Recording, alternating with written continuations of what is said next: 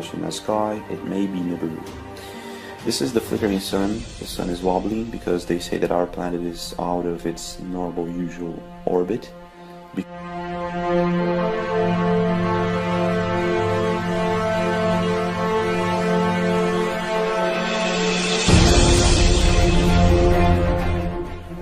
This is really weird because the sun is supposed to have set already and it's coming back with this pinkish light color, and it suddenly the ISS cuts its feed and it's supposed to go dark, but the ISS is still there, lit up by this red color. So they say that we've got this other planet, coming in our direction, and it's going to cross our sky, the planet of the crossing. And well, I guess it's here. My guess is it's here, and we've got evidence, footage, pictures we're going to show you right now that confirms this footage from the ISS. This color. So this is 3 a.m. in the morning and the ISS is lit up with this color. Okay, take a look at this, folks. I'm going to show you. I want you to sit down right now. Hi, James. I live in Calgary, Alberta, Canada. I was watching your breaking news 3 a.m. Nibiru sunrise video recently and remembered that I had witnessed something similar. On October 15th, 2016, I looked outside and noticed the sky was unusually bright for 3 a.m. But it wasn't until I looked towards the southwest that I knew something wasn't right. The sky was unusually red. Now, I'm in the Mountain Daylight Time Zone. It's almost 3 o'clock in the morning. My southwest line of sight passed over a reservoir in provincial parkland, so no real city lights to speak of. At the time, no forest fires or fireworks displays. While the southwest sky was red, the rest of the city was lit up with white light. So I grabbed my SLR and took this video in order at the time to prove to my sleeping girlfriend that I wasn't exaggerating. So James, what do you think? First of all, I think we've got wonderful fans and subscribers, and I think if you have anything you want to share with us, you must email us at thatimpossiblechannel@gmail.com.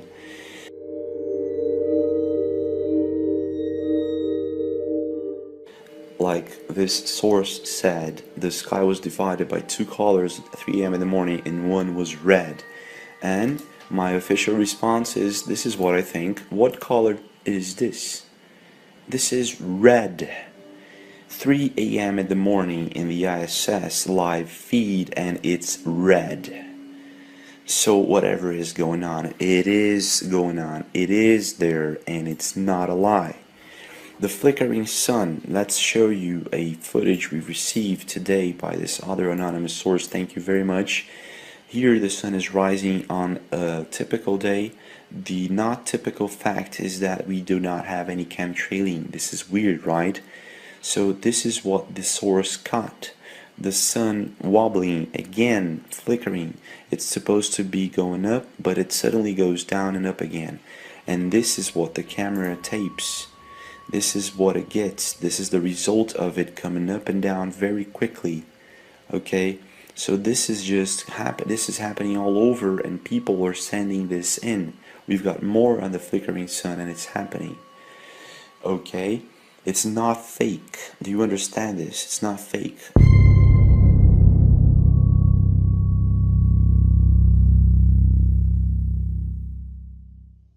Sun, something is wobbling, and we've got footage of it. So you must share this right now. We don't know if there will be a tomorrow as we know it. I believe what's coming is for the best, but I really do not know what's going to happen. Okay? From now on, it's up to us to report and share. Take a look at that. This is the moon. This is from another anonymous source.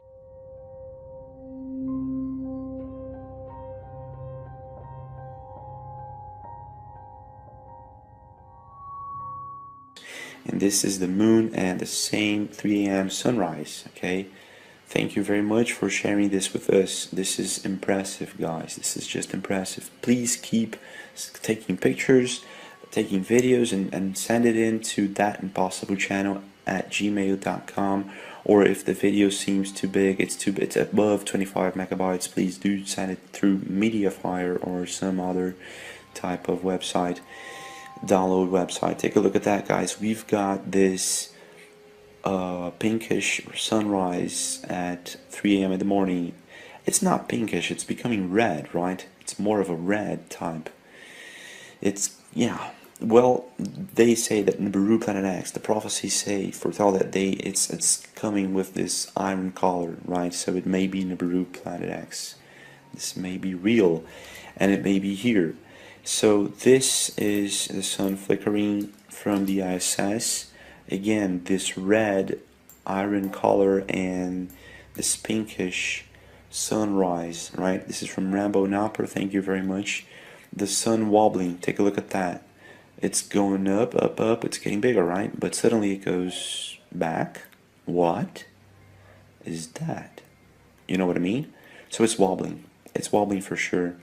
So we've got the sun wobbling and the pinkish sunrise. But what's most impressive is that this, before the sun comes up, take a look at that. The ISS is lit up by this red color, which is being seen in Australia, the UK, Netherlands, Canada, and some parts of the US, right? The 3 a.m. sunrise, the red 3 a.m. sunrise. Before the sun comes up, it's lit up, and when the sun seems to get up there, it disappears. You just can't see it anymore as clear as before. So whatever it is, I don't know if it's a second sun, I don't know if it is, I don't know what it is, okay?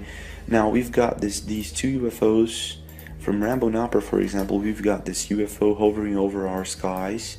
It's huge, it's got this circular shape, and it seems like a cigar UFO.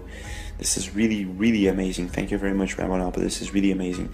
It's not a cloud, because the clouds look like this from the ISS. Okay, so whatever that is, it's huge, and it's observing our skies. So we may be facing an alien invasion or an alien war, a secret alien war beyond, I don't know, maybe our governments are at war with these alien races, and they don't want to talk about it, and that's why they're trying to make us pay attention, to the election and all that, all this mambo jambo, I don't know. Take a look at that, guys. We've got this from another source.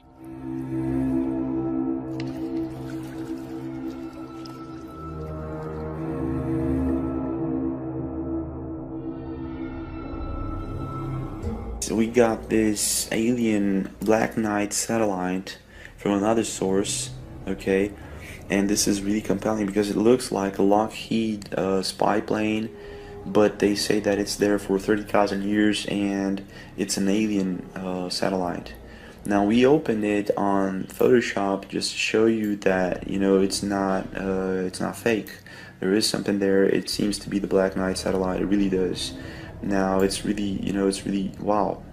So we've got alien crafts hovering over our planet, and we've got this other light source. Please do share this.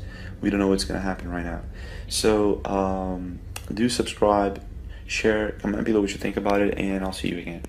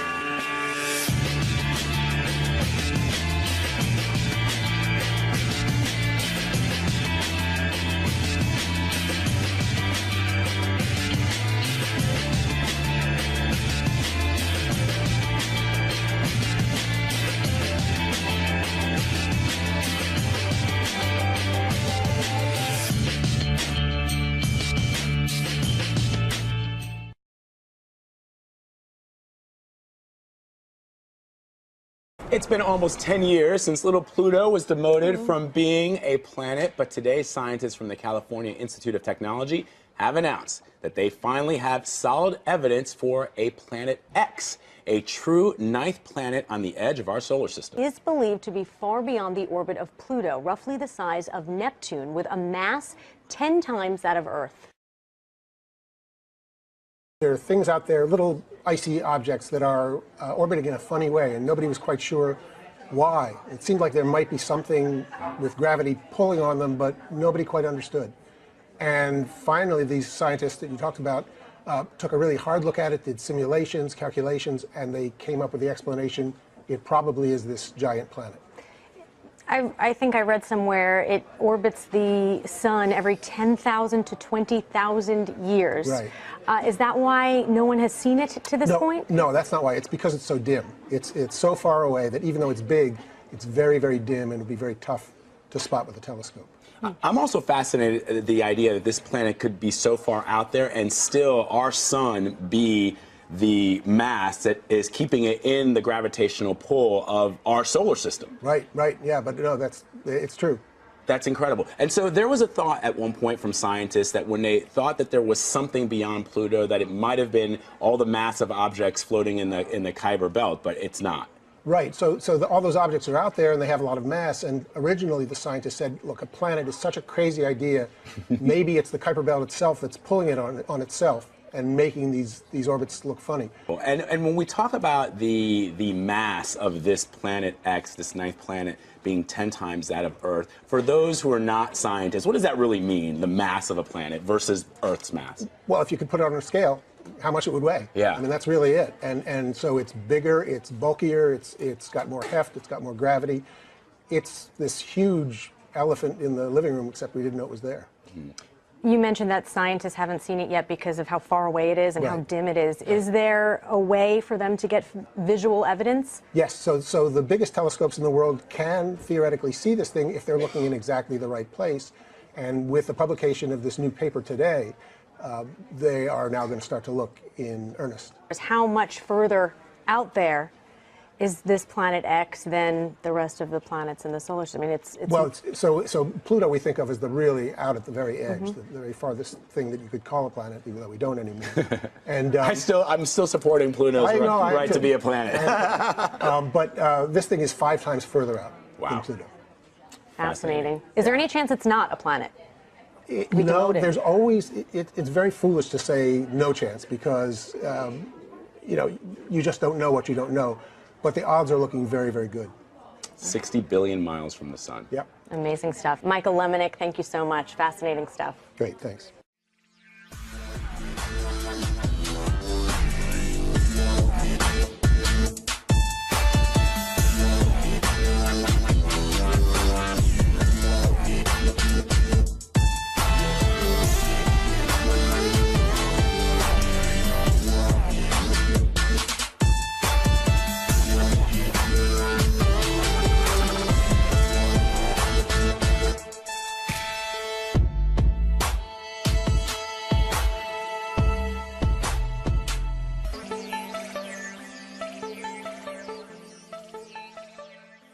Now, here's the asteroid story. An asteroid the size of the Rose Bowl, more than 1,000 feet across, fields its way toward the Earth right now. It'll come by first in 2029, and we'll see it up there. It'll be closer than our satellites, a thing the size of the Rose Bowl hurtling through the air. And then it comes again in 2036, and that's when it may get interesting. The debate over just how close it'll get is sparking some serious debate between Russian scientists and American scientists. Here's a satellite picture of the thing. This is from, well, with this and, this tells you nothing. But see it there? I don't know, that circly thing in the middle maybe? This was from 2004. It doesn't look very intimidating here. Both sides seem to agree that in 3 decades, the asteroid will fly very close to Earth. But Russian scientists warn that our planet's gravity could change the asteroid's path and set it on a collision course. NASA scientists say there is a minuscule, little bitty chance of that happening. 1 in 250,000. Better than winning the lotto, and somebody will. Joining us now, Michio Kaku. He's a theoretical physics professor at City University of New York, CUNY. He's also the author of Physics of the Future, and a new book coming out in about a month, and we'll tell you about that in about a month. So, good to see you. 2029, it flies by underneath the satellites. That's right. Mark it on your calendar. Friday the 13th, April 2036. The that's big the one. second pass. On the second pass, right? The first pass, like you said, it comes right underneath our satellites. You can actually see it whizzing right overhead. Wow. And on the second pass, it might actually be a nation buster. It'll take out Germany. It'll take out France, England. Not England.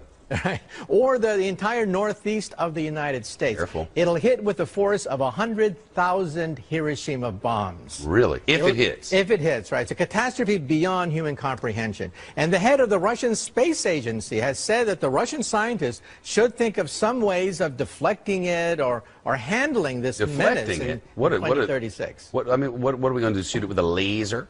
Well, everyone thinks we'll send Bruce Willis out there with the space shuttle. But the space shuttle can't even reach outer space. We're phasing it out, and the space shuttle only spins wheels around the planet Earth. It cannot even go to deep space. We need a new booster rocket to take us out there. Maybe China will build us one. Maybe, and then we have to nudge it out of the way. The farther it is, the easier it is to push it out with rockets so it'll miss the planet Earth.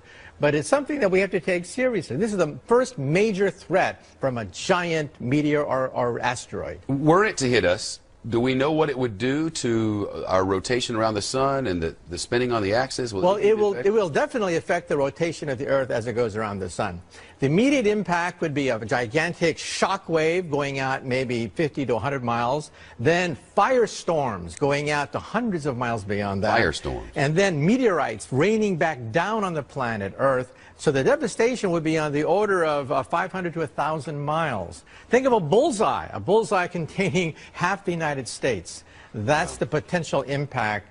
And again, it's a very tiny probability, but we're watching it very carefully. Because the thinking among some of these Russian scientists is that the first time it passes, the gravitational pull of the Earth could pull it closer, and then on the second pass in 2036, the wild card is also the atmospheric disturbances. It's going to come right to the outskirts of our own atmosphere. Friction is going to take place, and that's unpredictable. We simply don't know how it's going to react as it whizzes through the atmosphere of the Earth, and that could affect the second pass, and that's why we're keeping our fingers crossed in 2036. Two sets of fingers crossed. But isn't the world ending in 2012? The Mayan calendar seems to indicate. Well, if you look at the Mayan calendar, it actually says that it's cyclical, and we could be witnessing a rebirth. We should be celebrating then. And personally, I hope to be around in 2013. So don't sell the store, don't get divorced, don't ruin your life in 2012. All right, I'm sure some people will. News from the future. 2012 is going to be weird. It's great to see you. I'll see you in a month for that new book, right? Right, Physics of the Future, about the next 50 to 100 years. I can't wait. He interviewed